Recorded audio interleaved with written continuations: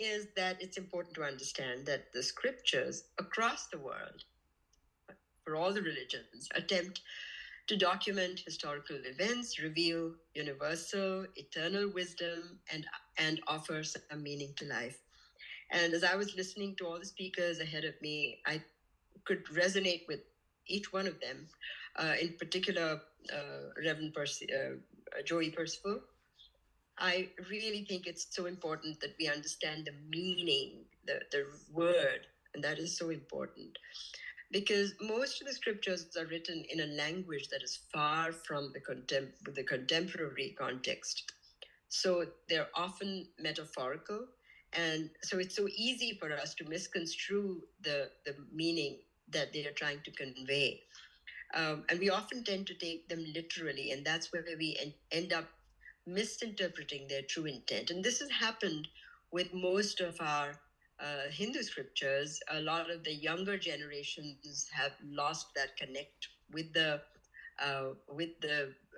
scriptures only because it is in a language which in fact Sanskrit is still alive today, but it's not actively spoken by a lot of people. So therefore, that the meaning is lost. A lot of the younger generation don't know what it really is trying to explain. So it's necessary to study the Hindu scriptures under the guidance of one who has deeper insights into the content. And that, as you said, the word is integrity. The teacher must have integrity. It is also helpful to consult several experts to ensure that you have an accurate understanding of the scriptures. And this is where I can tell you that my personal experience, where it's not wisdom shopping, but in a way I would go to different institutions where I would try to understand. And then that's where you realize, for example, if there is a teacher who is putting down another religion, I wouldn't go there, because that's really not the purpose that I seek. I need to understand what it really is. The Hindu scriptures are very subtle. They talk about energy, life force, consciousness. These are all very subtle ideas, which cannot be understood without using metaphors.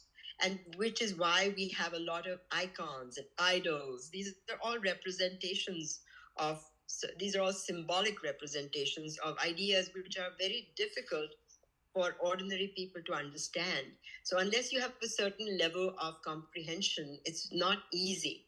And therefore, we've simplified, the scriptures have been simplified into stories, which can sometimes appear really absurd and bizarre. Especially, for example, when you have the elephant god, what does the elephant head represent? It represents wisdom, because elephants are wise and they're supposed to have memory. And so all these ideas, I won't go deeper into that, but these are the ideas that that they have tried to convey through the scriptures, and which were then presented in the form of actual idols. So therefore, it's important to understand that. Hindu scriptures, unlike those of the Abrahamic religions, are not prophecies and or the teachings of just one person. They are revelations that several enlightened sages, infinite sages over centuries, have arrived at during deep meditation. So it's a collection of knowledge, wisdom over the centuries. So in the Hindu culture, which is really called Sanatana Dharma, which means the eternal law, referring to energy, which cannot be created or destroyed, everything is based on that, on the laws of energy, and all forms are representations of energy. We have a lineage of sages who have passed down the wisdom through centuries. And the qualifications for a guide, we would refer to that as a guide, not a teacher, because we would distinguish between a teacher and a guru. A guru is one who lifts the veil of ignorance off of you and shows you what you already know. Because we are the real infinite soul, that pure infinite soul that is all knowledge, all love, all purity. We have it all It's just that we have this veil of ignorance, which is what we have to get rid of. And only through meditation, through a lot of other practices, can we get rid of that. So that is what a guru does. A guru is one who removes your darkness. And a teacher is one who gives you knowledge. So assuming that you don't know, that's the difference between a teacher and a guru. So we prefer to refer to that person as a guru. So that is the difference. And so therefore you are assumed to know everything. You are all knowing. You are the spirit who is all knowing, and you need to only dispel your superficial assumptions. And that guru must be committed to conveying the wisdom of the scriptures with integrity and without any prejudice. Here is where we have, and I think this has happened in several communities across the globe, where sometimes this has been corrupted. And so only the children of the powerful and the rich were given the knowledge, and otherwise it was withheld. And that's where social problems come in. So therefore the guru must be, first of all, there has to be integrity, there has to be equal justice, so that the guru can provide the knowledge. He must also be able to wisdom, to the current, so that the guru can then not misconstrue what is in a different context. And thank you. I think, I think that's about it. Yes, thank you. Thank you, Ms. Mona, and thank you so much. And let's give her a round of applause. Yeah.